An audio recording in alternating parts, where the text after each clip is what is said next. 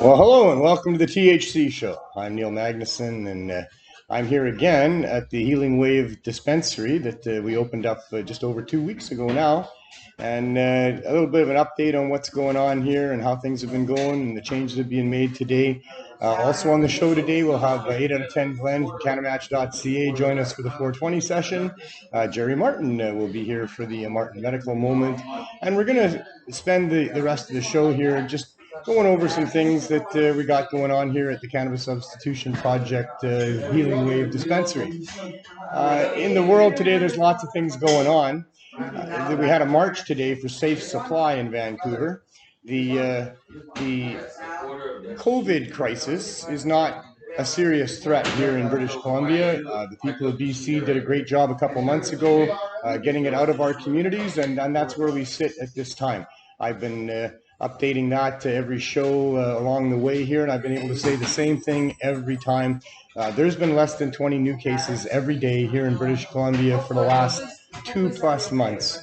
And in a population of 5.6 million people and an area the size of Western Europe, and with those cases being almost all in care homes, we've pretty much got the ability to live our lives normally here in British Columbia, except that our government is continuing to make us all feel like everybody's contagious and we all still have to wear masks and keep two meters apart from each other, and all the businesses have to have plexiglasses and all this other stuff that's going on. It's terrible to go to a restaurant and your servers and all got masks on, and they don't like it at all either, by the way. And there's just not any significant incidences of this virus here in British Columbia in the last 2 months to justify any of that. If we did have some spikes in new cases and it was community transmissions, then our government should be more than on top of where that is and how to deal with that. But it just has not been the case. But they are not backed off for over 2 months in how they're handling this, just like we were any other place in the world. So I'm not very happy about all that still, and that's what's going on. And I'm sorry for those of you who think that we all should wear masks forever now and never go near anybody else because grandma is going to get sick if you do. Well, I'm sorry that that's how you feel. In my opinion, you don't need to feel that way here. Life's dangerous enough anyway, but you know, do what you want. Wear masks if you want. But for those of you who are finding that it's got its own health risks and health implications, not to mention mental health implications, well, I've been paying close attention to the numbers, and if anybody pays close attention to the numbers, they have no choice but to arrive to the same conclusions that I have, in my opinion, because the numbers have just not exceeded 20 new cases a day for over 2.5 months. So anyway, that's all I want to say about that. What I really want to talk about is that we have this other pandemic that's been going on before the COVID pandemic that is far in excess, much more worrisome here in British Columbia than is the COVID. And we've got a whole bunch of people dying here on a regular basis from a poisoned drug supply. And the government has done all of these things to try to get COVID out of our environment and keep everyone safe from that. But they've done precious little to save the lives of those people that are dying from the poisoned drug supply. And that is just an absolute shame. There's no reason for this. The only reason there's a poisoned drug supply is because the government is engaged in prohibition, that they're trying to make it criminal to have drugs that people want in many cases. And even if people didn't want those drugs, just when the government comes along and says you can't have it is enough to make some people want them. Shame on them for doing that. They should have learned a long time ago that this prohibition of drugs is an absolute offensive affront to our rights as individual human beings to choose for ourselves. The prohibition of drugs has included cannabis. That's absolutely ludicrous and absurd. And what that's done is it's forced people onto other drugs, in many cases legal drugs that are way more deadly than many of the other drugs. I couldn't say way more deadly than cannabis because, of course, as you all know, cannabis is not deadly at all. Nobody can die from cannabis. There's never been a fatal overdose of cannabis in the history of the world. And you can have a fatal overdose on tomatoes and pears and peaches and everything in the grocery store, every plant that you're growing in your house that isn't cannabis. Those all have attainable overdose levels that will kill people. So the prohibition of drugs has been one of the most deadly things that's ever happened in our world. There are so much carnage as a result of it. And every one of the deaths from the poison drug supply is directly related to drug prohibition. If it wasn't the government attempting to prohibit which drugs people can have, we would not have a poison drug supply, because nobody would be going to street dealers. They'd be going to some place where they could get proper guidance and proper medicine or proper whatever they want, without having to worry about street dealers and poison supply. So shame on the government for this long-standing war against people, and especially poor people, and especially rebellious people. This is an abomination. This is our public servants deciding that they're authorities and that they have some moral high ground and that they know better than us, and they're going to tell us what we can and cannot do, and it's absolutely not the case. These people can't be trusted ever. We should have got that a long time ago. Most of the people in the public understand that. You can't trust your government. You can't trust the cops. I wish we could, but you can't. They get corrupted all the time. That's the position that they're in. If they can get corrupted, they do get corrupted, and they could get corrupted, so they have been corrupted. And we're living in a very corrupt system because of it. And that corruption is killing people. So today we had a nice march out, took over Hastings Street, and try to make the point about that. I hope they're paying attention to that. They put all that money and effort into trying to keep people alive from a virus, and they're not putting in any type of an effort to keep people alive from what is something we can do something about. The prohibition of cannabis has kept people away from what could have kept them away from the opioids and being on the streets looking to fill that need that they have. But our government and their corruption has decided that something as benign as cannabis should have the criminal law used to keep people from accessing it, to keep people from having it. The criminal law, to keep you from having a plant that you think might help make you feel better, because it's made people feel better for thousands of years. All through history, people have used this plant for medicine, to use it for anxiety and depression, to feel better, but also for pain and inflammation and all the other things that are there. And your public servant takes it upon themselves to say that, oh no, this plant is dangerous and you can't have it, and you can have all these other things that our friends are making money off of, but you can't grow a plant for yourself? My God, this has been one of the most horrible affronts of freedom that there's ever been. If you're not free to grow a plant or have a plant or use a plant or give a plant away or sell a plant to somebody, then you're not free. And freedom is what we deserve, what our forefathers have fought for, died for, took bullets for our freedom, so we could have public servants in a free democracy. And instead of having public servants, we've got public authorities that are servants to the corporate elite, and they're oppressing us and manipulating us, and all of these things that they're doing to us on behalf of the almighty dollar. It's all about greed and control. Our governments want to control us on behalf of their corporate buddies who want to be able to exploit us. And that's what's going on here, and people are dying, and it's time something got done about it. So I get a little excited about this. I've been at it for a while. I don't like people dying. I've lost people to the overdose pandemic, many of them. I haven't lost anybody to the other one yet, and I'm so sorry for everyone who has. But I'm concerned about this pandemic. This is the one that's got us concerned here. This is the one our governments can do more about, and they're not doing it. So cannabis, as it turns out, isn't the devil's weed, does have medicinal value, despite what the governments have been telling you. In fact, has great medicinal value with respect to helping you with pain and numerous other things like that. But it's also now proven by numerous studies. Dr. M.J. Malloy at the UBC has been doing all kinds of studies and releasing many papers about the effectiveness of cannabinoid therapeutics in offsetting the use of opioids and other street drugs. So now that's known. And our governments know this. And yet here we are, we're still fighting them. They're still fighting us to try to keep us from using it. And people are still dying. And the poison drug supply is still there. And the gangs are still making millions of dollars. And people still can't get cannabis properly. It's time. It's long overdue that people got to use cannabis for all of these different things. But if it ain't time for that, it's got to be time that people can at least use cannabis to keep themselves from dying of opioid misuse and all these other things that are to do with drug prohibition. It's got to be time at least for that.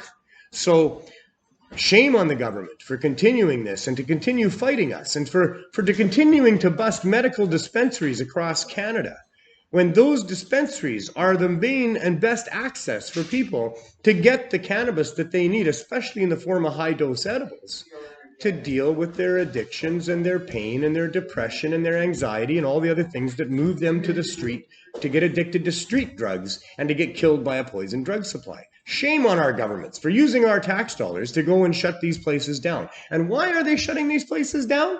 Because they've got their own stores for cannabis. They're not medical stores by their own definition, but now the government has their own stores for selling cannabis. And they don't want the competition. They can't take the competition. If there's competition, their model fails. So part of their model is that they get the governments to use our tax dollars to go and pay police to go and shut down places that are in competition with them. Even though these places that are in competition with them have medical grade cannabis, have high dose edibles, have an actual care and knowledge about how all of these things work for people, and their access to people that would otherwise don't have it, they're literally killing people by shutting these places down. It's obscene. And it continues. So the fight continues as well, because we're never going to give up. There's always going to be people coming who will not put up with this type of tyranny in what's supposed to be a free country.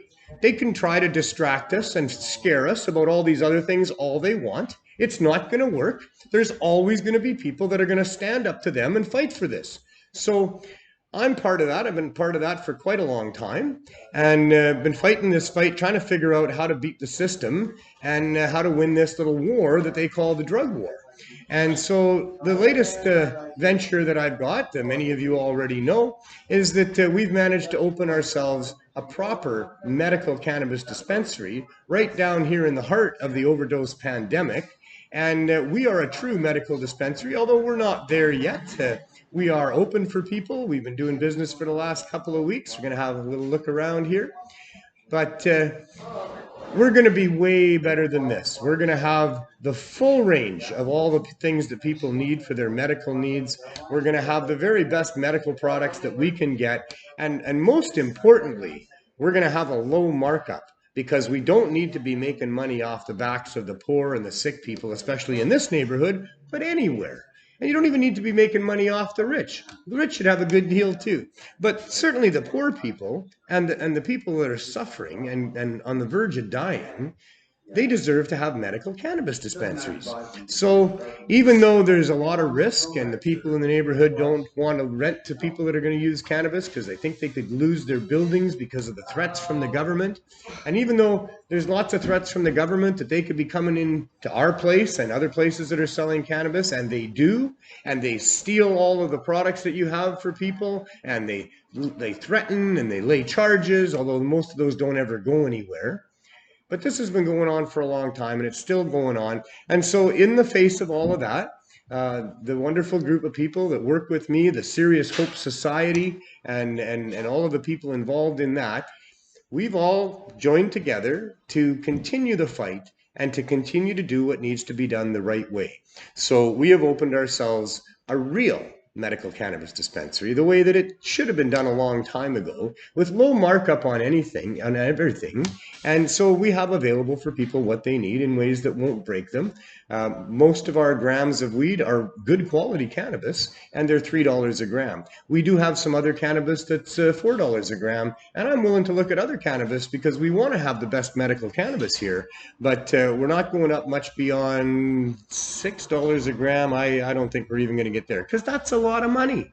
If you do the math on it, you'll figure out that 6 times 448 is a lot of money. And they're already charging a lot of money to grow weed. Now, I know that it takes a little more to grow cannabis and medicinally and the right way and organically and get it to market. It takes a little bit more than most of the fruits and vegetables in the store. Maybe quite a bit more, because of prohibition, mostly, because you still got to go through a bunch of hoops, and you got to have a secure building, and you got to do it indoors because outdoors is dangerous for theft and all these other things that people have been forced to do that has brought the price up all the way. Well, it's not as high as what the other dispensaries make it out to be. They don't need to make as much money as they are. They can do that if they want. People get to do what they want. You sell your product for whatever you want to sell your product for. If you can get it, well, I'm happy for you making money. I have no problem with people making money. I don't like it if they're making a whole bunch of money off of people on the downtown east side or the sick people. I think that, you can make money off the rich people if you want. That's fine. They got lots of money. They want to smoke connoisseur weed and boutique weed. That's okay. But, don't come down here to the downtown east side. Don't purport yourself to be a medical dispensary and have outrageous prices and $200 little bottles of CBD and stuff like that. You know what CBD is? It's a cannabinoid, right? It's not THC. THC is that cannabinoid that they said was marijuana and so dangerous, and that they had to test whatever plant you had to see if it had that THC in it. And that's what was really the criminal thing, was THC. And CBD, well, that's just this other cannabinoid.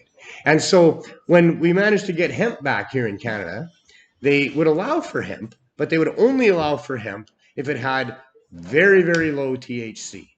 And as it turns out, it just happened to then have high CBD, because that's what happens when you reduce the THC levels. So when you go through the hemp fields in Canada and you see the tall colas and the plants that look just like your local cannabis or marijuana plant, but it doesn't have high THC, it still has a lot of crystals on those colas, and that's CBD. And there's acres and acres and acres of it across Canada. In some places, as far as the eye can see, in most directions, it's hemp fields. It's a wonderful thing. Oh, there we go, $4.19.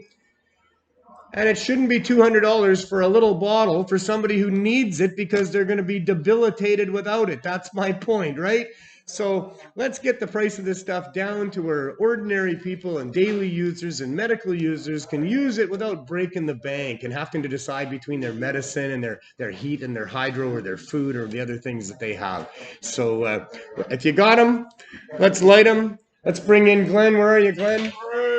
Good to see you, brother. Oh, I'm feeling all right. We do here. Don't sit on that. No. You think you've been into high-dose edibles if you sat on that like that. Yeah, I did have some high-dose. Oh, you did? Well, so then maybe you wouldn't even notice. Even though your chair wasn't on you would have thought you were level. High-dose edibles, those are pretty good. I know, eh? Those are pretty bad, too. High-dose banana bread here. They're pretty bad if you have too much, though. Have you had too much? No, just two. Just two. You've never had too much? Oh, thank you. Wow, look at that. I've never greened out, no. No, eh? No. Good for you. Yeah. Good for you. Yeah. So, have you tried hard? Yeah, I've had some really good sativas that have put me like a mush on the couch. Yeah, but not where passed out. It's not even really about passing out, because you can pass out. Who knows? You're tired. Yeah. But when you've eaten too much edibles, you know it. Yes. You know it. Well, it's like, holy shit, am I going to feel like this forever? Is my head ever going to come back to its normal size? How am I going to walk home when I got to hang on to this pole? I mean, it's not fun. Your legs are wobbly and you don't have control, and you can pee yourself. And I mean, it's not a lot of fun to eat too much. I'm sure that I'm resonating with a few people out at home there that feel that way. Thank God I have a high tolerance. I have to eat at least 150, 200 milligrams of an edible. So usually after that amount of edibles, you don't want to eat too many. So some people don't need much. No. Yeah, some people doesn't take very much, and they get to that point where they're feeling uncomfortable. And that's the point, right? That's why it works. In case you don't know, this stuff here isn't going to offset heroin. No. The heroin addicts, when they were asked about smoking weed decades ago when I was in this neighborhood starting out this, they would just laugh. And that was a joke. You can't stop jonesing for your needle with weed like this. It isn't enough. No, but you know what it does help? Crack. When I was coming down off a crack, a joint, or about 3 joints usually, but it would really mellow me out. It would get me from that hyper part to where I wanted more to, okay, maybe I should sleep. Right? Yeah, so absolutely, that's true. And I can see with the heroin, because it's a different high. And it's a different addiction. Oh, it is. The physical withdrawal from that is serious. They see and the experience. So if you think you can just go smoke a couple joints and you're used to using heroin, 4 times a day, and then you go home with your bag of weed and you think that's going to work, that's not going to work, and you're going to start going through withdrawals, and you're going to wish you never did that, and that's going to, And that's when you're going to wish that you never spent the money on the weed and you bought more heroin. And that's when they laugh at it and go, "Fuck that! That's not going to work for me." Yeah. So then they hear cannabis works for people. That's a cannabis cough there. It's an expectorant. Yeah. You can expect that. Cannabis 420. but the high dose edibles, that's a different story. Because you can eat enough high-dose edibles that you can numb yourself to sleep, and then you go beyond that to where you're not happy or comfortable. Maybe some of Douglas's high-dose popsicles when I ate like 3 or 4 of those. S&M. I'm not going to dare you to try, because I don't want to put anybody through that. No. But and the only point to this is that the reason that you can use it to offset the use of opioids is because you can eat enough of the edibles to get to whatever that state is that you're looking for with those other substances. And it'll get you through withdrawal. Yeah. Yes, it'll get you through withdrawal. And I use my edibles for sleep. So at 8 o'clock at night, I take approximately 140, 150 milligrams of oil and pills all together. And that puts me to sleep in a couple hours. Yeah. And I usually get a good sleep with that. So you can feel a little bit secure in going home with a big bag of high-dose edibles and not having your heroin. Yeah. And you'll get through the night. You'll have some withdrawals, perhaps. Sick still. But by the next morning, you're better and better until. And it's not the same for everybody. No. And that's the thing with cannabinoids, depends on how long you've been doing heroin. If you've been doing it depends for 10 on years, lots of different factors. Next morning. No. So everybody's got to find their own path. Yes. To get to where they need to be. Yeah. And cannabis high-dose edibles can help a lot of people on that path to trying to get to the other side. Get them on that path. Yeah. Exactly. Yeah. So it's definitely worth a try. It's not worth dismissing without a try. If you want to get off of that cycle of opioids and all the health effects that come from that, you can do it. It can be done. Yeah. And so if people go into it, well, I want to get this out of here so that I can use my little mustache toker. Did you get Andrew, the big cigar out? I did. You did. Awesome. I did. Awesome. And then I put it back in, but very gently this time. I didn't put the lid on. Good. Andrew, are you able to get me a little pin thing here, and I'll poke that roach out of there so I can still use it? You can take your pen apart and pull the inside out and use that. I could. We got these pens, from Martin Medical Services nice. There. Jerry, yes. I have a wonderful flashlight from S&M. Whenever I drop my shadow on my carpet, and I can now see where it is because it reflects. I went from being a broke ass activist for most of my activist career, where I barely made it month to month, but I always did, and I always paid for whatever it was I needed to do. Mm-hmm. But I went from that to having a little bit of money because my dad passed away, and then my mom sold the family home about 3 years ago, and so I had a bit of money, but Mom wasn't going to let me have it unless I used it for real estate. There certainly wasn't enough for real estate anywhere close to here. And I was complaining about that to Jerry one day. Yeah. And he showed me on his phone, he went, "Well, you can have this house for cheap, right?" You bought it. And I went, "What? How can you buy a house for that cheap?" Yeah. And he said, "Well, that's my house that they took away from me. Yeah. And I got to sell it to pay the lawyer." And I said, "Jerry, I don't want to steal your house off you, brother." No. And he says, "You're not stealing it." No. He said, "Somebody's got to buy it, and they're gonna get a smoking deal on it." And I said, "Well, look, I'm going to give you what you want for it. I'm not going to talk you down at all. I want you to have the money if you have to have it." Yeah. And so I'm holding his house for him. There you go. But it came with some perks, Oh, it did. He didn't take everything out of there, and everything left there was mine. Okay. And there was a few things that were valuable and good. Nice. And one of them was a few boxes of these pens. Oh, there you go. So these pens are not just pens, but you can use them on your phone. You know how they got it's got the rubber end on it there? Nice. So for the touchscreen phones. So I got a couple of boxes of those. So we got them for $1 over there. The money goes to the CSP. And so that's pretty cool. Once again, Jerry giving back indirectly there. I got this out of here. This one's lead. I'm gonna light this one. All right, this one's got shatter. Wow, you knock me out with your shatter all the time. I'm a lightweight I thought here. you and Roxanne really liked that joint on the ferry though that day. Yes, of Yes, course. that had shatter in I it. like it, but I don't function very well. And I And smoke like 5 or 6 of these a day. and if Roxanne's watching, hi Roxanne. Hi, And, Roxanne. you know, she does like her hash, and she does like her shatter and things like Oh, that. And I yes. kind of like a little bit of hash too. And back, I mean, this is just in the last, I don't know, 10 or 15. Well, since I started doing the Freedom Tour in 2006, when I smoked all that roach pot. Oh, yes. Ever since I got then, that headache. I've been a bit of a lightweight, and more and more of a gradual lightweight all the time. So yeah, I used to smoke all that stuff.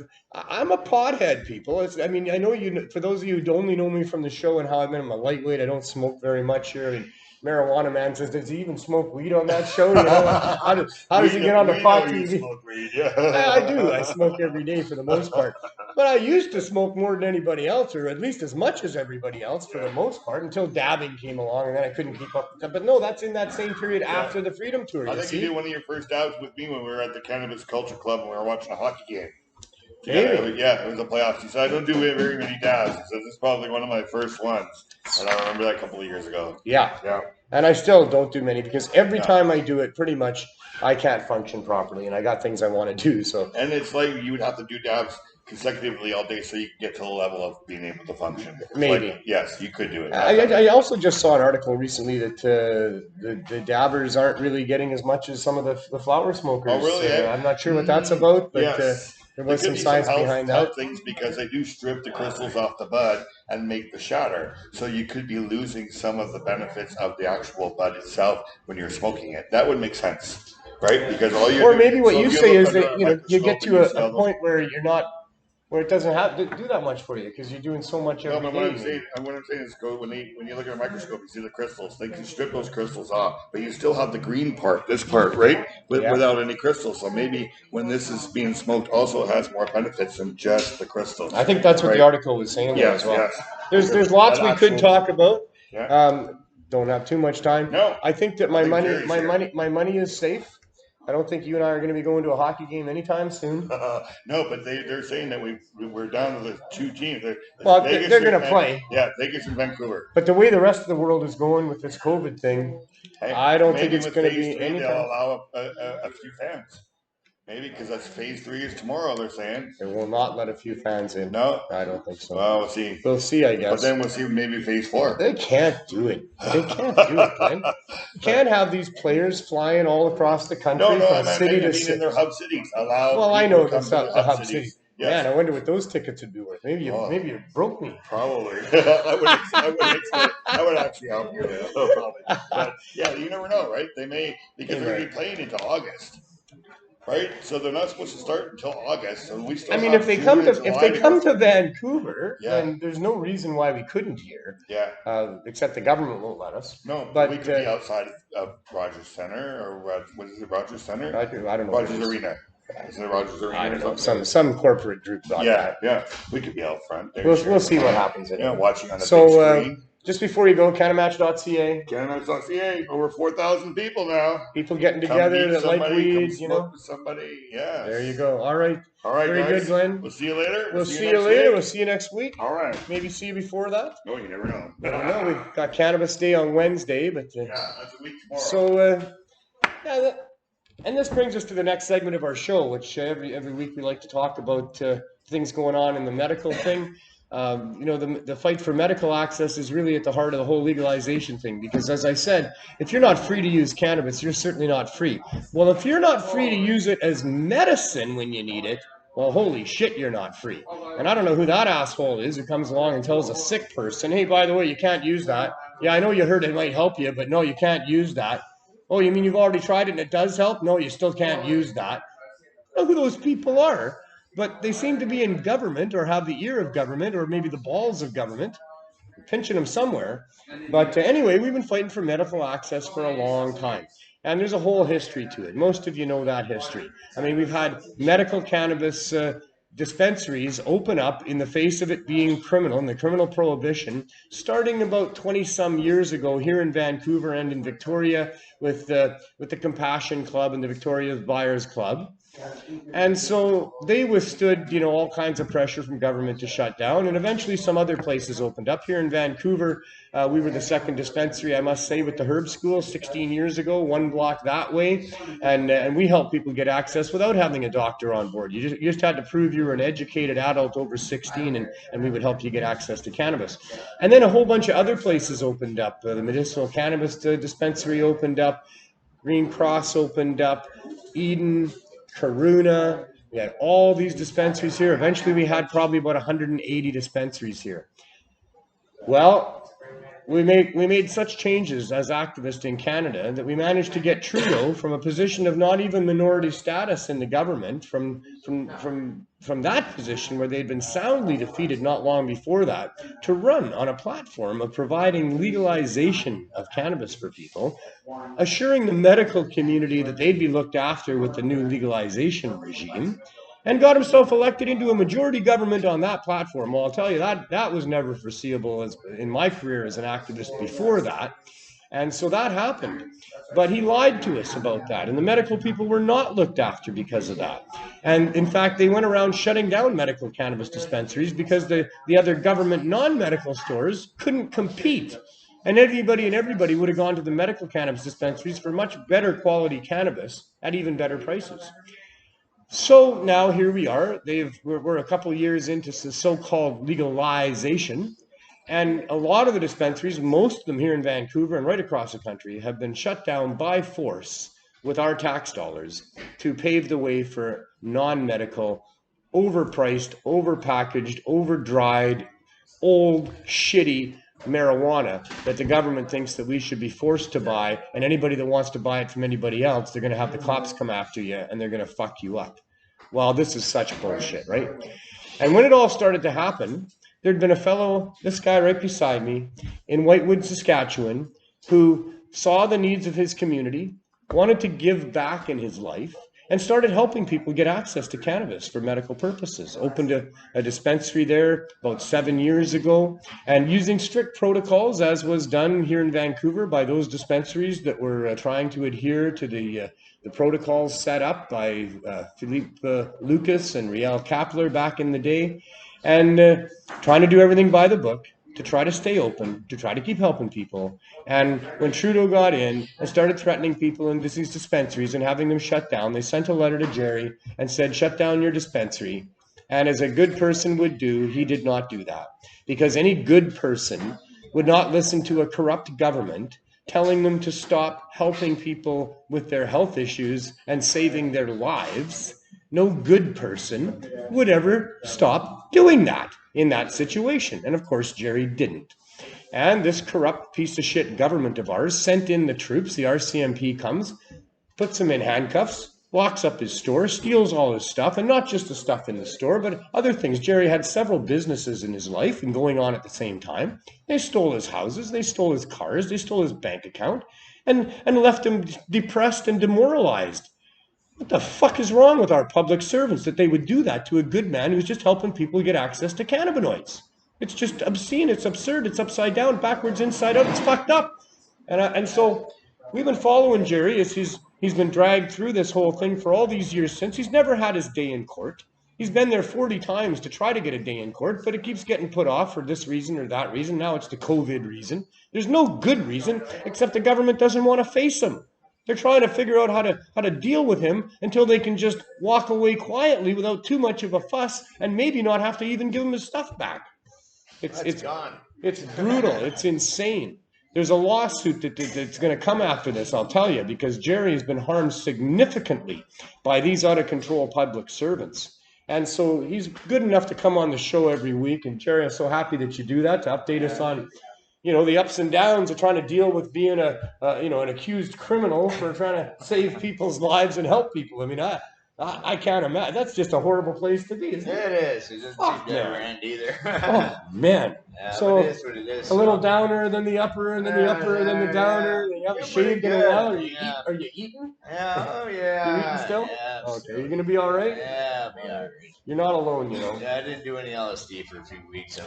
I saw. Of course, it's going to take a while for that to kick right. I saw a comment, Jerry. It said, you're the only one that hates you. And I think that's got to be true. Because, you know, you want to talk to her? No, that's okay. Wow. Yeah. So what's new? I mean, you're not just hiding in a cave and not shaving and not eating and being depressed. Thankfully, it's an up and down thing. Yeah. You got the microdelics.ca. Yep. That's still going good. Yeah, that's still going. Yeah. Any changes in that? Local, just keeping it local now. So I am actually kind of looking for something to buy it because we're starting a different company and we're also doing the LSD challenge. So I see. So, yeah, it's a viable business for sure. Yeah, and especially once you win the LSD challenge, then whoever bought it off you is going to be doing good. Everybody would be doing really good then. As they should be, because there's big demand for all that stuff. As we find out with cannabis, right? Like there's a multi-trillion-dollar industry going on here in North America, these cannabinoids. Yeah, it's amazing. Actually. It is amazing. Yeah. And all these businessmen that decided that, I'm going to buy those stocks. Yeah.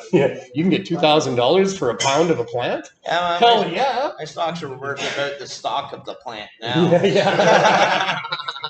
Well, who is it? Is it Aurora? That's who's the one that's laid off all these people? Aurora's laid off over 700 people, closed 5 facilities. There's a couple of pending lawsuits. There's all kinds of lawsuits coming out of the U.S. against them. They're out of money, apparently, as they should be, And now there's a new wave of illegal dispensaries here in Vancouver. Yeah, I see them popping up all over. I was in one this morning. Yeah. Bud's, I don't know what it is. Oh, you're over there on Clark. On Clark there. Yeah. I posted a picture of it the other day. I went in to see them there. They seem like nice people and everything, So, I'm glad they're there. They're going to protect us a lot. Yeah. Because I think that the more of them out there, the better it is. Yeah, exactly. Yeah. The more, the better. And those ones don't have that same focus that we do on research and on helping the medical patients and the people getting off of opioids. Right.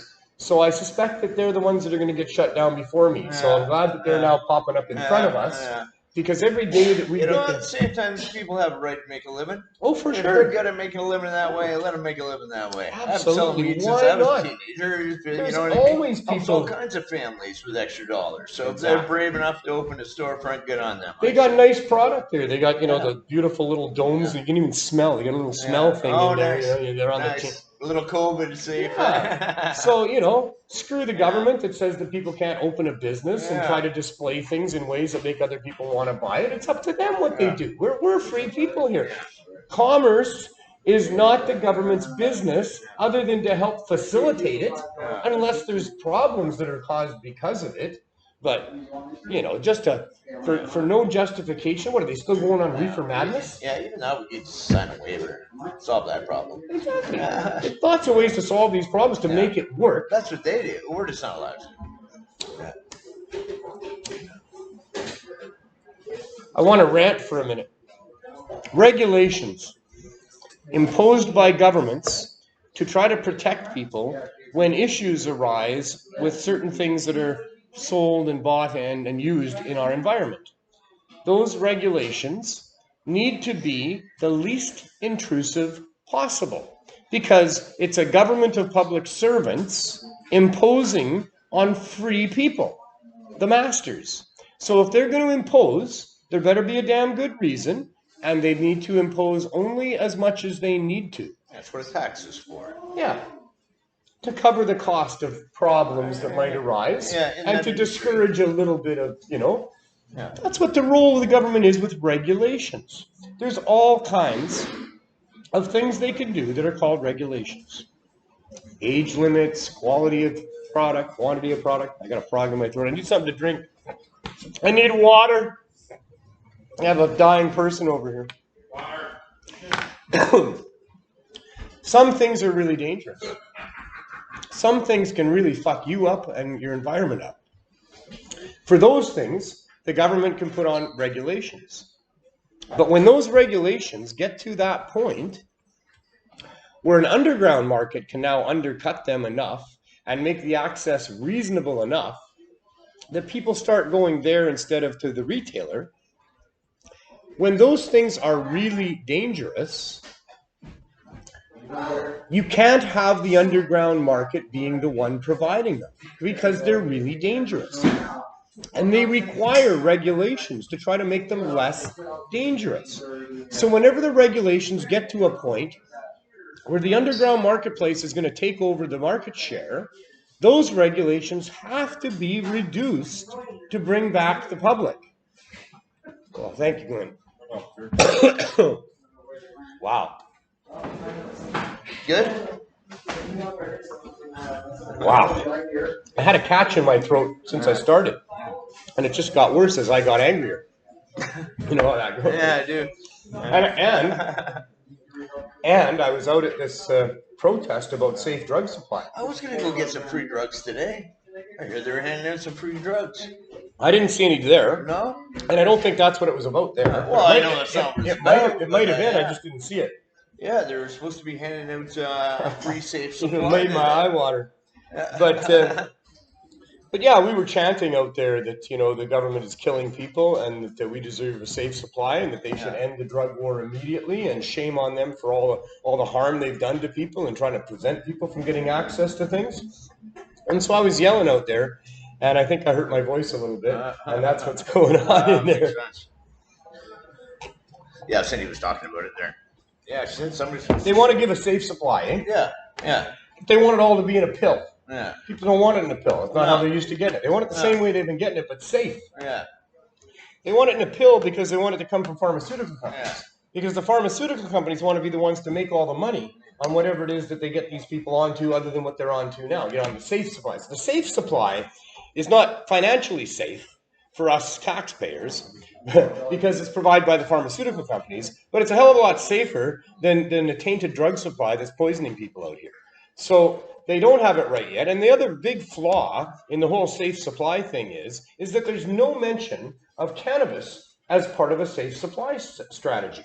And high-dose edibles should be absolutely easily available and encouraged, and psychedelics for people, because it's safer than the other stuff. So when they come in and say, hey, I'm just a free adult here, apparently you're going to help me get something safe that I want for my issues, please do that.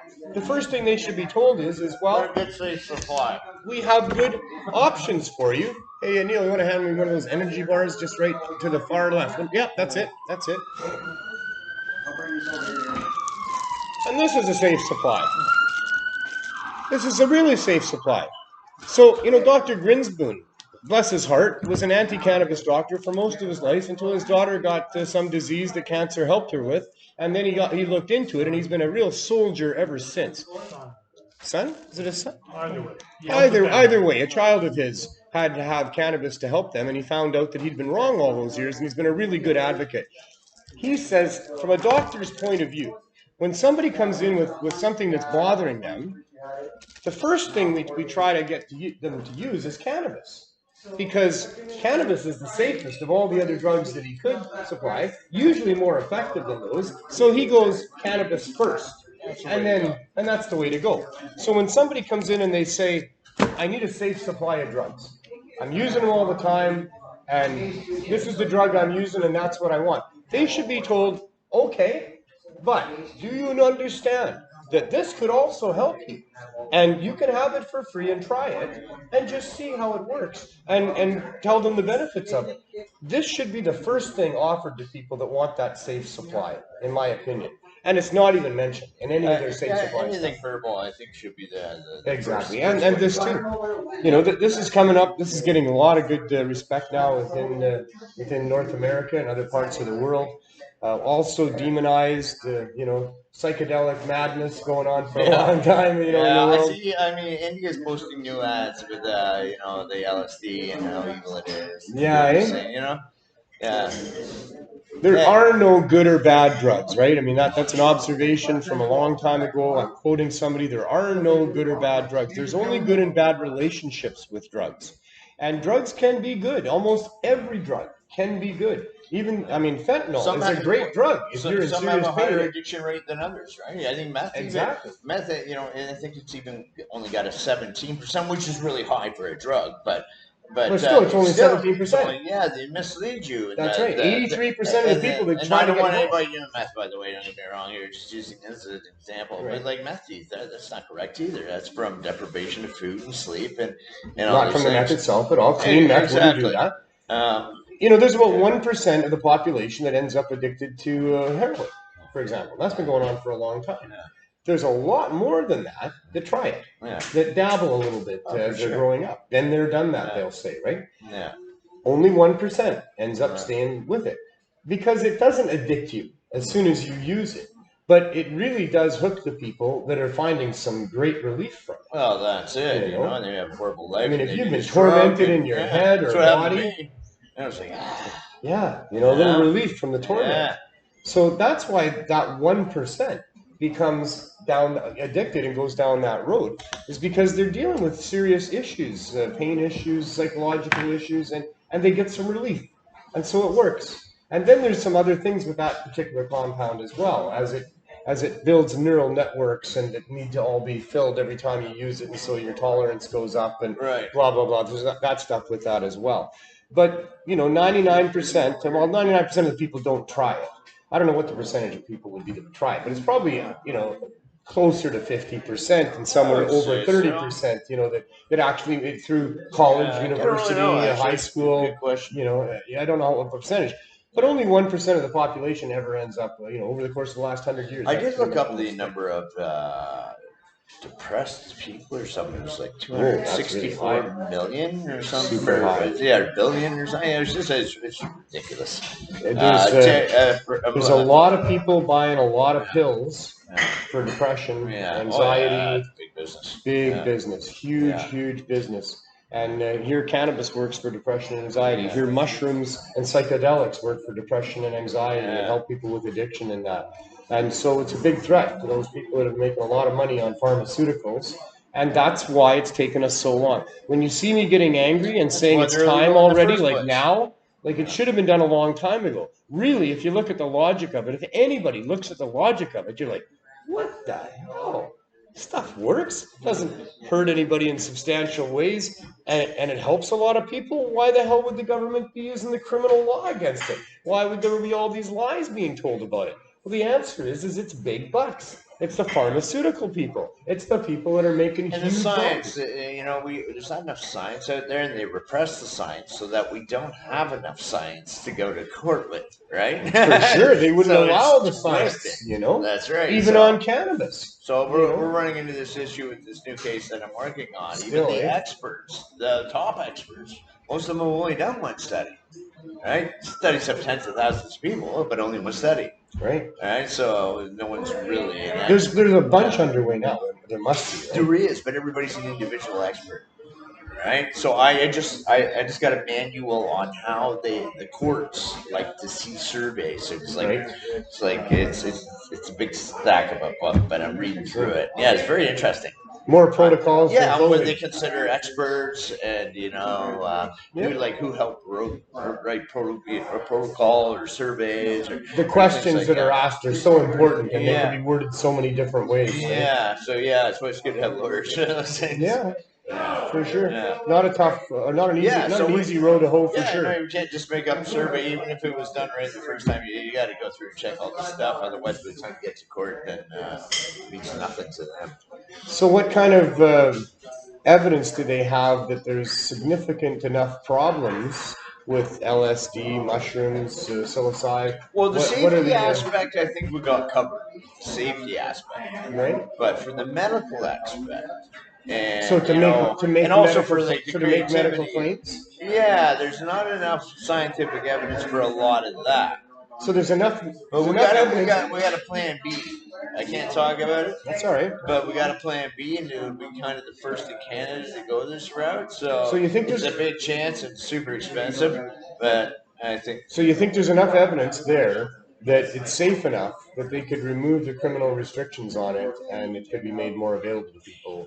Yeah, for sure it is. Yeah. Okay. I mean, that would be a huge step. I think maybe psilocybin would be a little easier, but the LSD is a little harder. Right. But that's just because of its reputation. Yeah, reputation, governments, all that. But that's our focus is LSD. Right. Yeah. Well, that's good. It needs to be done, and long overdue, as are all these things. So what else is going on, eh? What do you think of our new dispensary here? Oh, I like it. Way better than it was last week. Can we go for a walk in here? Do you want? Are we for a short walk?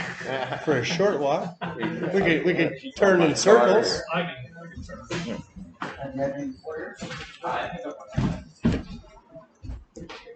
Alright,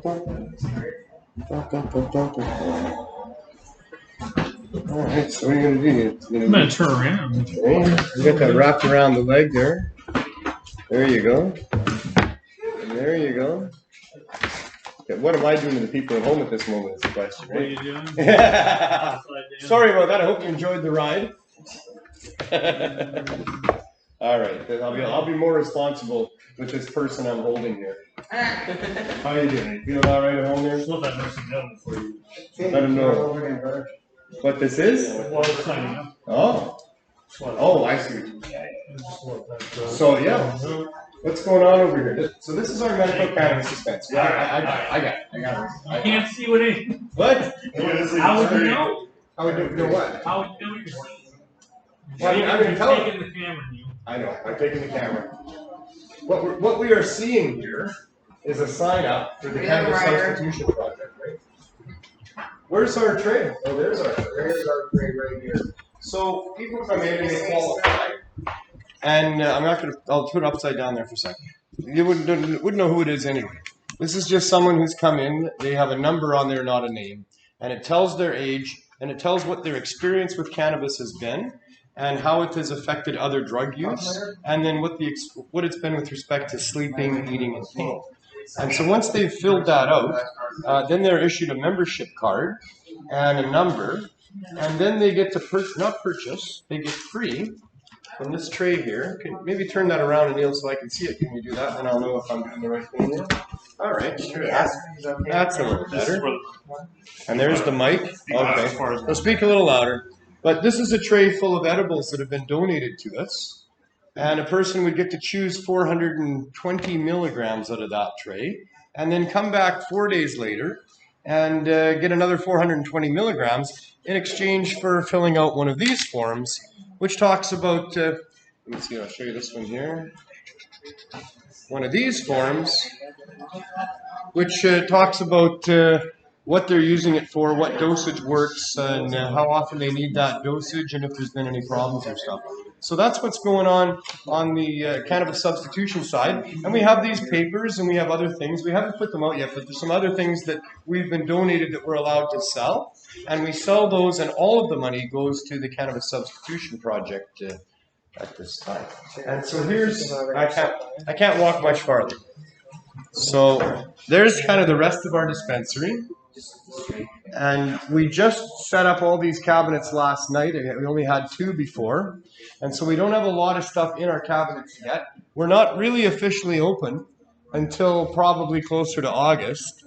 And by that time, we'll have the full range of things that people need in all respects. At this point, at the far counter, you can see we have the jars of weed over there. I hope you're all right with that. Very good. So we have the jars of weed over there. We also have a really good high-quality shatter over there. We have hash, that's good. We have some of the MJ creams. What else do we have? We have seeds. We're selling seeds for $1 a piece. That's Northern Lights seeds. And we give them away to the Cannabis Substitution Project people or programs people. So everything we've got is low barrier. To be a member here is low barrier. And the cost of our products is low barrier. And we're not sacrificing quality to get the cost down. We're sacrificing profit margin, and we feel that we'll have enough volume that we can make a viable business out of this. And the business is viable enough that it supports the Cannabis Substitution Project as well. So this is our little home here.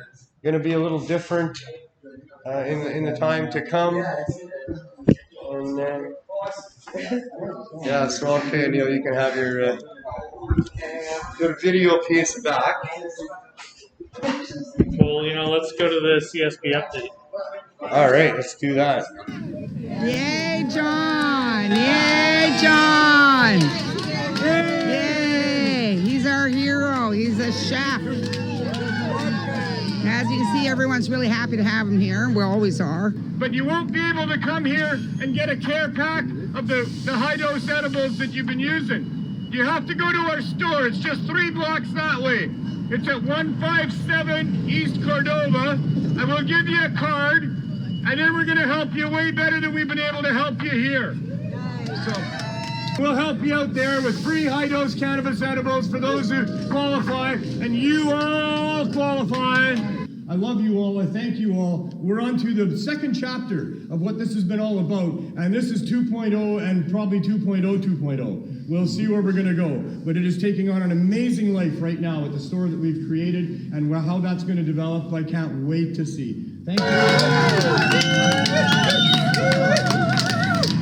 Thank you all very much. I hope you all have a great day. I'm looking forward to seeing you inside. Come on down to the store. And as always, be kind to each other and have as much fun as you can. So these things are pretty strong. I think so too. Supposed to be 75%, might be a little strong. So what brings you to our cannabis substitution lineup today? I like to come here because I heard you guys handle weed twice a week. Yeah. So I like to come here because one of the main reasons I come here is because I'm getting off heroin. So I mean, like the withdrawals are pretty bad. So I like to smoke weed and it helps the withdrawals.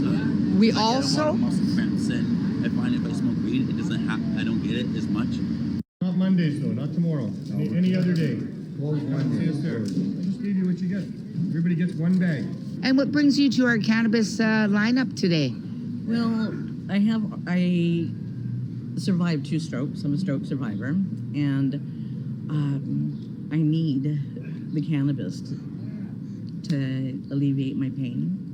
And there's other things that happen when you have a stroke. It's brain damage. You get brain damage, and there's a lot of things that I don't remember or can't do prior to having my stroke. So the cannabis, the marijuana helps. I love gravy. Was the infusion in the gravy? It is. Oh, that was so fabulous. Potatoes. And what brings you to our cannabis substitution lineup? The lineup. The pot? Yes. The cannabis? The medical marijuana because I'm broken bones in a motorcycle accident. Way better. We're stepping it up a big notch or two now. Brings you to our Cannabis Substitution Project today? Well, I heard about it, so I figured I'd come and check it out. I like to smoke my marijuana.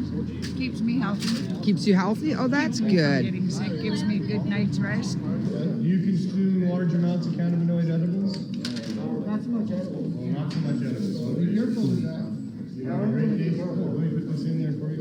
Oh yeah, please do. It's a souvenir, if nothing else. You'll be looking for a place to nap in about 3 How do we help you out at Cannabis Substitution Project? Just give me cannabis. Come and see us at our store. We're not open tomorrow. 2 blocks, Cordova and Main. It's a medicine I use 3 times a day. In the morning, after meals, and before sleeping. So here we are at Cannabis Substitution Project. We finally got a storefront. It's a very adorable storefront, saving lives with cannabis, community, safety, volunteer people. And here we got Andrew. Hi, Andrew. How are you doing today? I'm doing great. And how do you like our new little store location? I love it because I live next door and I'm on disability. And I got a few things that are just falling apart of me. I mean, it does crack knee, crack toe, cracked up on the top here, down below, and I'm just falling apart and I'm still hanging in there. And you smoke weed. I don't take no pills, and I use weed just for the medication. And it gets me by, gets me high, and I feel good. We have all these different pots for the neighborhood. We're doing our best to get people to have a life that they can actually enjoy.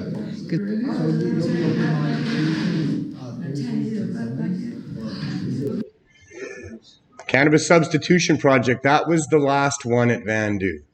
We were there for 3 years and 4 months. We did an absolute round number 300 times by fluke. The universe just likes round numbers, I guess. But finally, after trying for the last year to find a storefront, we did, and then decided we better go back to Vandu a couple more times so we could tell the people where we were and get that to transition properly to here. And so those 2 times that we went there were the 299th and the 300th. So that was really, really special. And we can't thank Van Du enough for allowing us to use their space for that time. I also want to thank Debbie Hellion for the video. She's done a fantastic job for us over the last quite a while in making these videos for us and interviewing people and getting those stories onto digital. So thanks to Debbie and to Van Du, as I was saying, they were very special in allowing us to do that.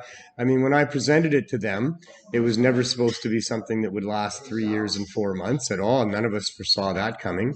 I continued to update them as we were looking for a different home and looking for a storefront. They were just so gracious all the way through in doing what they needed to do to make it work for us. And we did quite a thing there for 3 years and 4 months. We met there the last 2 years. We were there twice a week, every Thursday and every Sunday.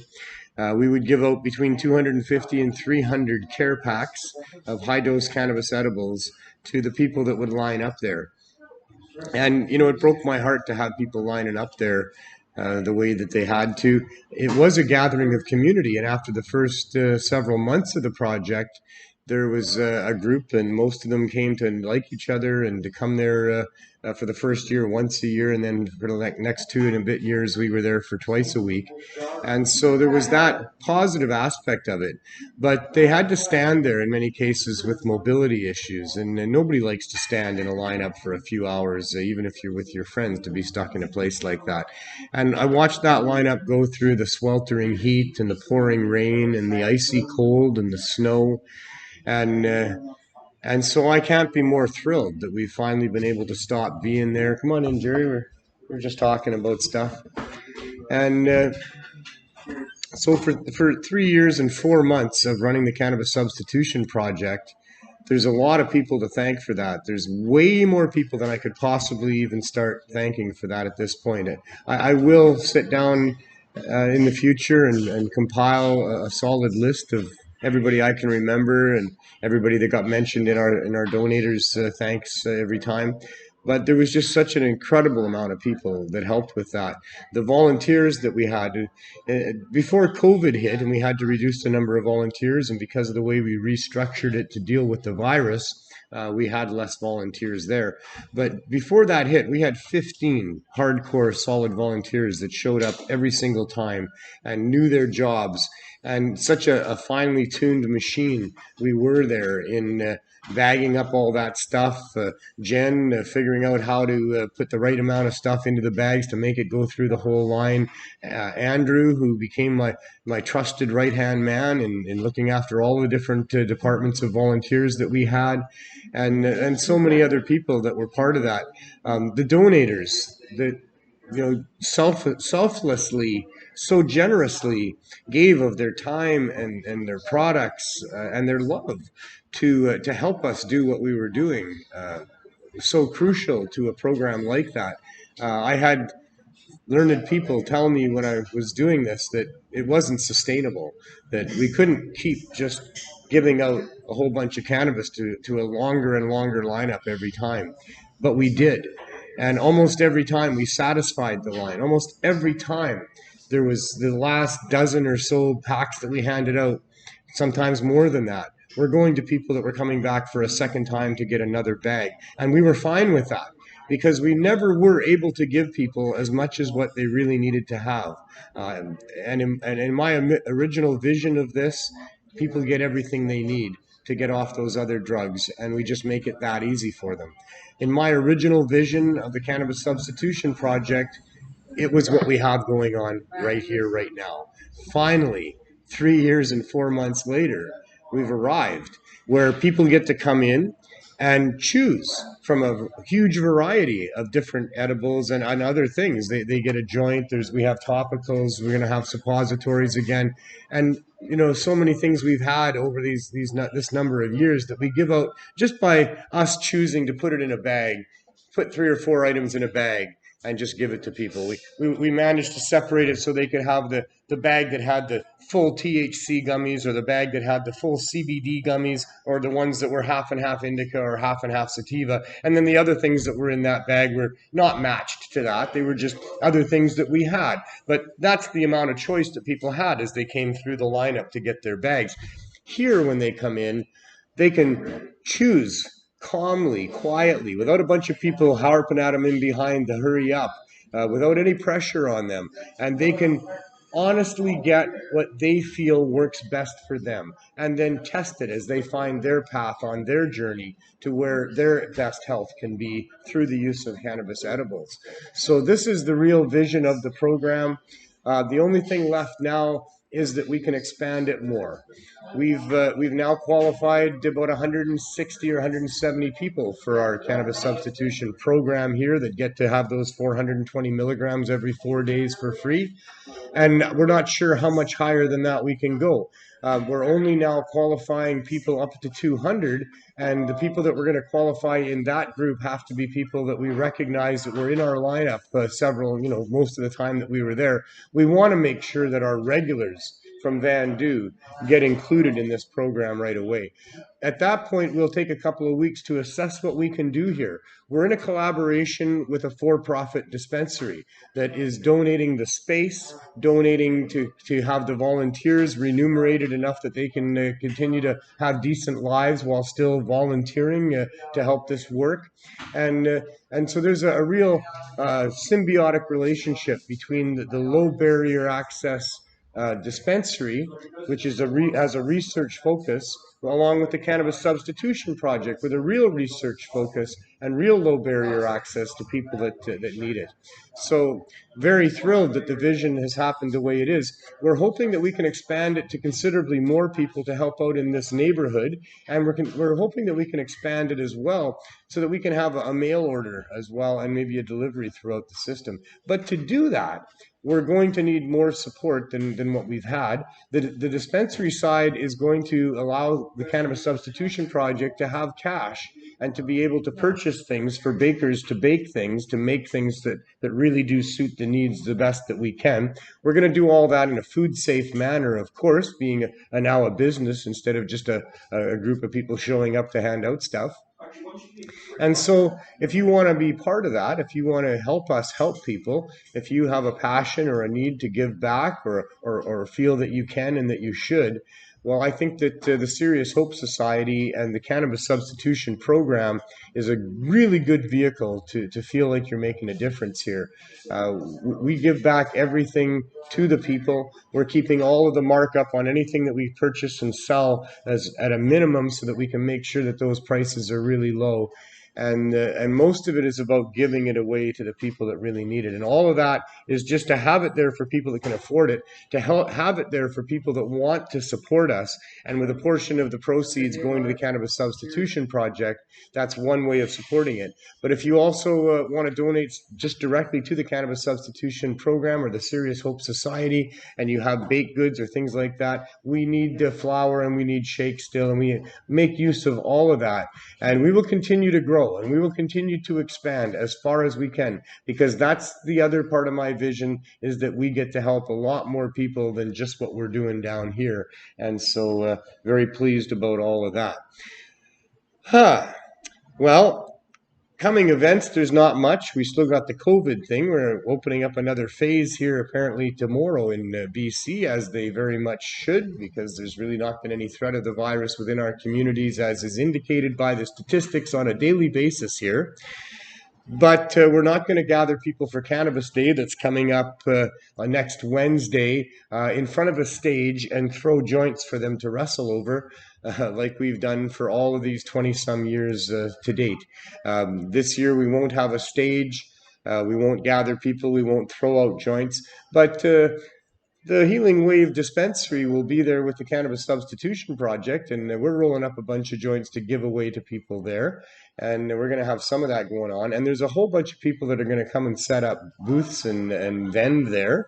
And if you're in Vancouver, I highly recommend that you think about that over the next week. And if you've got some cannabinoids that you would like to help dispense, this is a very good way to do that.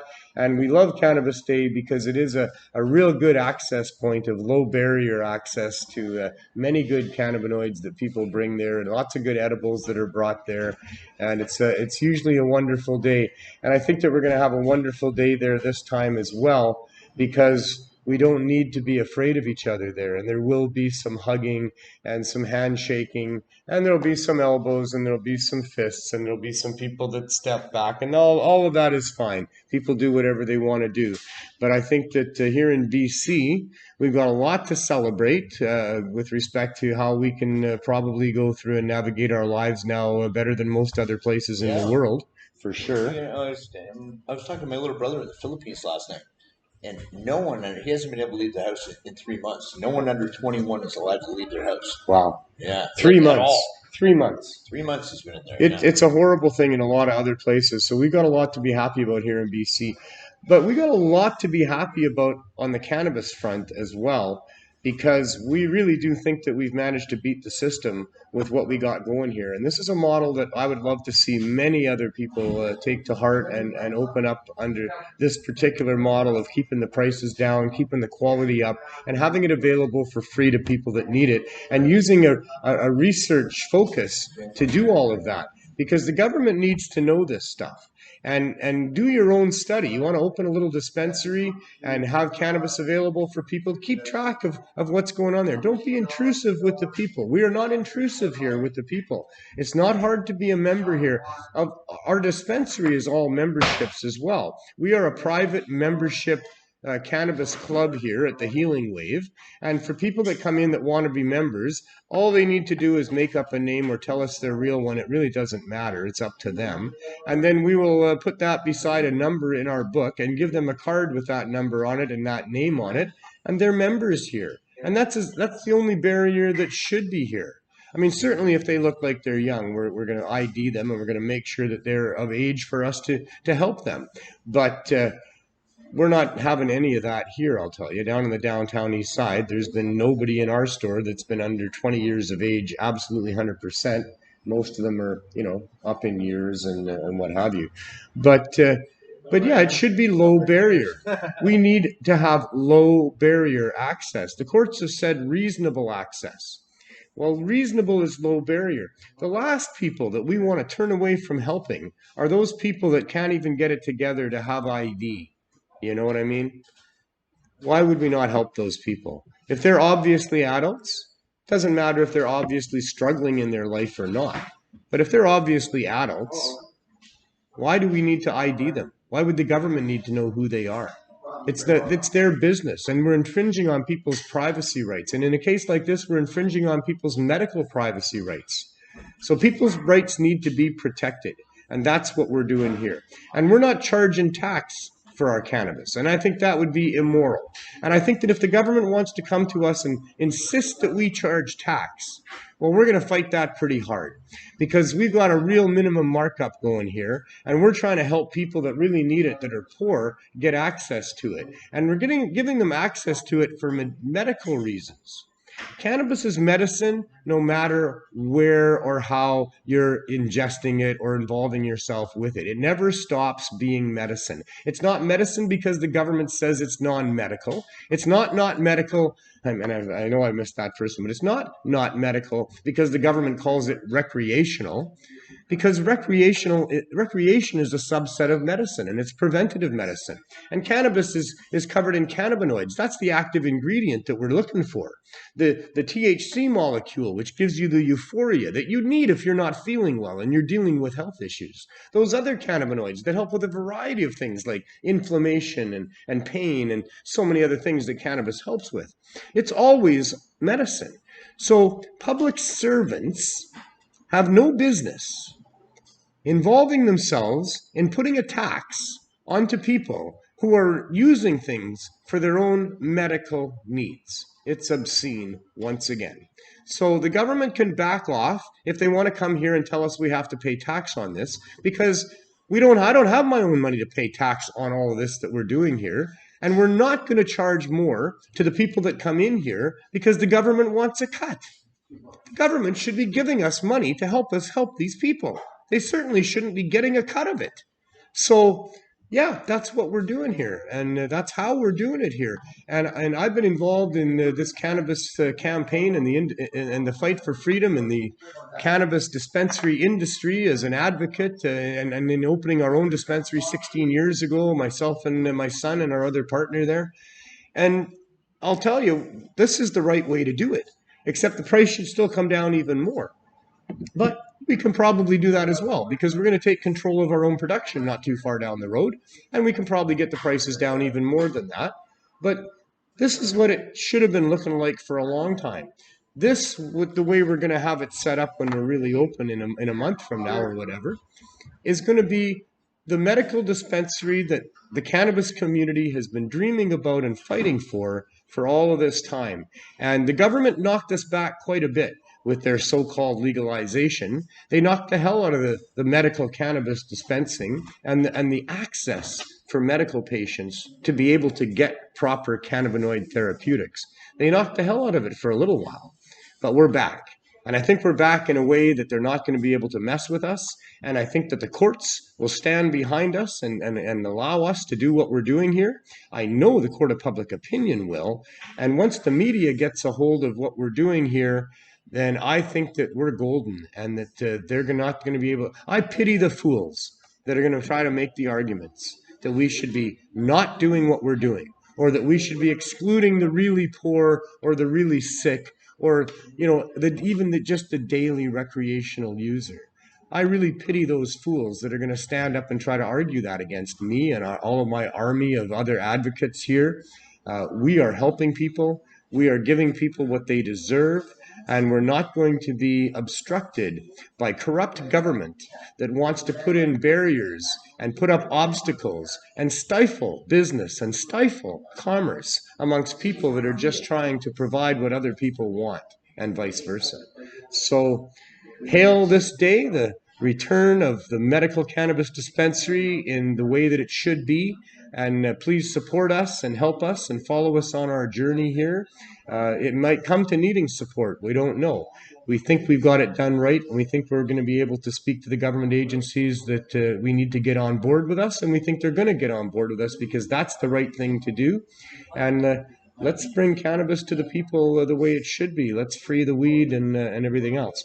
So Cannabis Day is the big one coming up next Wednesday, wherever you are, if you're in Canada or even if you're not. You can celebrate Cannabis Day. I mean, it should be a global holiday based on Cannabis Day, not Canada Day. Just because Canada Day and Cannabis Day fall on the same day, that doesn't matter. Cannabis Day was a day before Canada Day was a day here. So Cannabis Day doesn't necessarily mean Canada Day or in Canada at all, period. Cannabis Day is a global holiday. And I hope you're going to have a great one and spread the love, but not the COVID. Be careful wherever you are. Don't be touching things and other people if you're in those areas. I mean, I'd be there wearing a mask and being really, really anal about telling people to keep their distance for sure.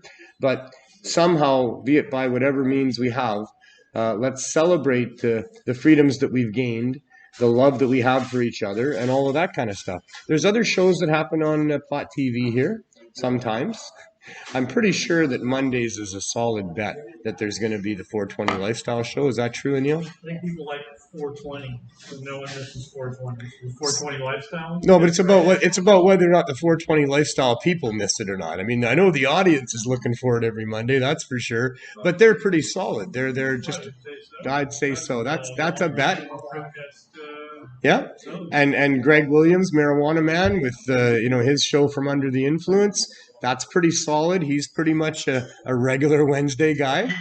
He means it. He means it. And, he's been a passionate advocate and truth teller for a long time. And probably more than a truth teller, he's an exposer of lies. He doesn't like lies, and he's pretty good at finding them and picking them apart. Certainly with cannabis. That's why he's called Marijuana Man, amongst other reasons. He's probably smoked more weed than anybody else ever too, and from all parts of the world. So that's on Wednesdays. Fridays is now... How's it growing? How's it growing? I just don't want to say it wrong. I think I got it, but I don't want to say it wrong. So until I got it completely right, it's how I'm going to ask you, Anil. It's how it's going to. You guys know Anil, right? He's over there. There he is. There's the real magician that makes all this happen until I steal the camera and don't even put it on Jerry when I bring it back. But I used to be a better cameraman. I did that a long time ago for Pot TV every once in a while. So, all right, Jerry, thank you very much, my friend. We will see you soon. Yeah. Probably next Tuesday, if not before. Let me know when they... Let you know when after your All right. city people come. Oh, yeah. Yeah. Yeah. That's it. Yeah. It's exactly that. Way to stock them up. See you later. See you later, my friend. So, other than that, we have not had high noon at noon for a while. We're still waiting for a high score to open up, I would imagine, on that. Is there any other time slots being filled for Pot TV at this point? I'm actually working on some stuff right now. Working on some stuff. We have all 7 days. So, Wouldn't that be something? And I think I'll be back every Tuesday if I can, although, they need me here apparently, and we're very, very busy, and that's why we've been doing it from the store, and that's why it hasn't been the usual format of having an hour-long guest and being in the studio. And that might continue here. We'll see how it goes. The show's in a little bit of flux as we decide what it is that's best to bring to you folks and what information we want to give you. Right now, I'm pretty stoked on being able to give you the information about our new little dispensary and how we're fighting back with that. Have as much fun as you can as you go through your life. Let's help make the world a better place. I love you. Thanks for watching. Thanks to Anil for making it all work. Thanks to everybody else. Thanks to our staff here and all the people who have helped make this happen. Once again, have as much fun as you can.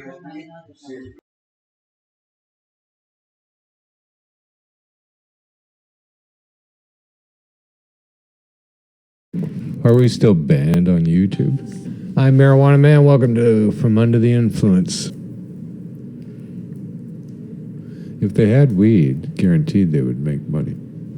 That's the only conclusion I can come to, is they don't have any weed. Because people are still going to buy it, for God's sakes. People actually like weed and want to buy weed. And a huge number of people have no choice but to come and buy it from you, and still, you can't make money? Holy fuck. Now what? What are you going to do to us now? When I was even at a very young age, go, wow, like, why would this be illegal? It is so much fun. Outlawing laughter and feeling good? Yeah, laughing. Thanks for joining us. See you next time. Peace. And pod. Mayor Kennedy Stewart's voicemail of the city of Vancouver. I'm Carly Marley. Oh, and I'm BC Podcast. Sorry. We are going to be doing a phone protest. Did you want to get stoned? Would you like a dab? A bonnet?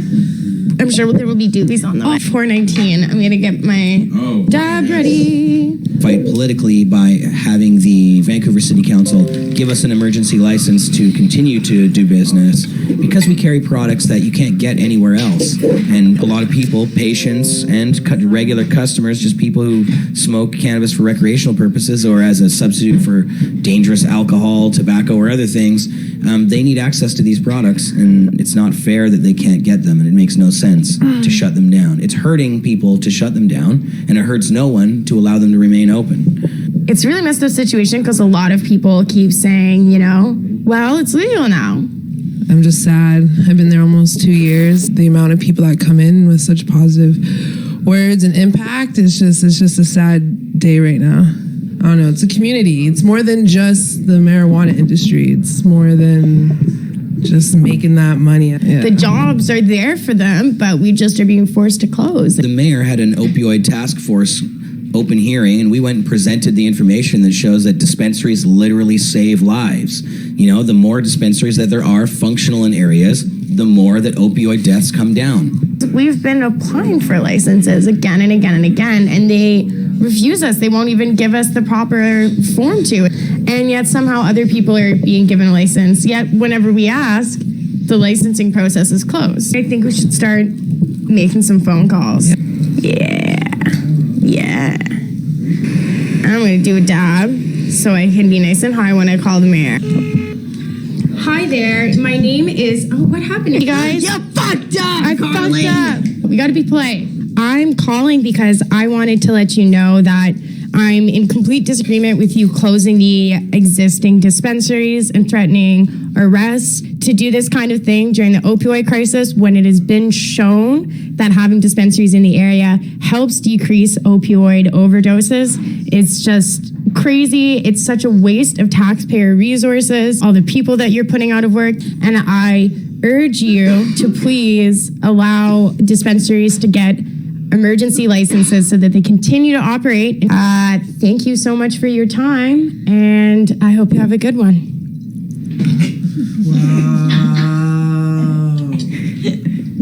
No, what you said. And I hope you have a good one. So, one down. You guys, now it's your turn. I was like, beep, beep, beep. I'm just calling on behalf of the whole dispensary shutdown. I'm just hoping you can please reconsider your decision and give emergency licenses out to the community so we could all stick together. Thank you. Have a good day. Kind of panicked, but Nice. Good. I would hope so. Then you're all warmed up for your bong rip. Ew, ew. What flavor are those? Oh my god, oh my god, oh my god, oh my god. No. I was not expecting that. Good? Yeah. Oh my god, I literally feel like I'm gonna pass out. This is so fucking gross. Just look at the lollipop. Just move your hand for a second. Here, wait, I'll bud cam it. What? What?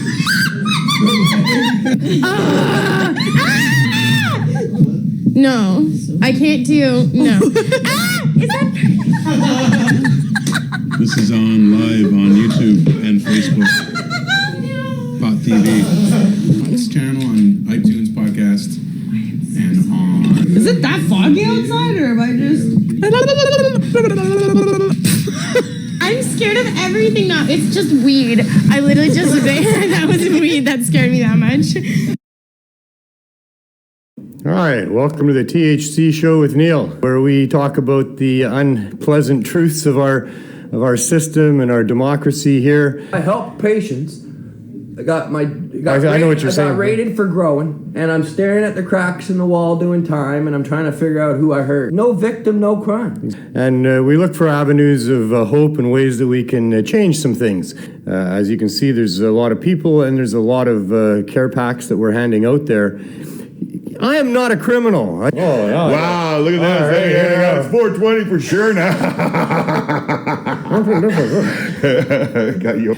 And I'll be back next Tuesday for another episode of THC, Truth, Hope, and Change. Go about changing the world as best you can, and while you're doing it, just have as much fun as you can. Thank you.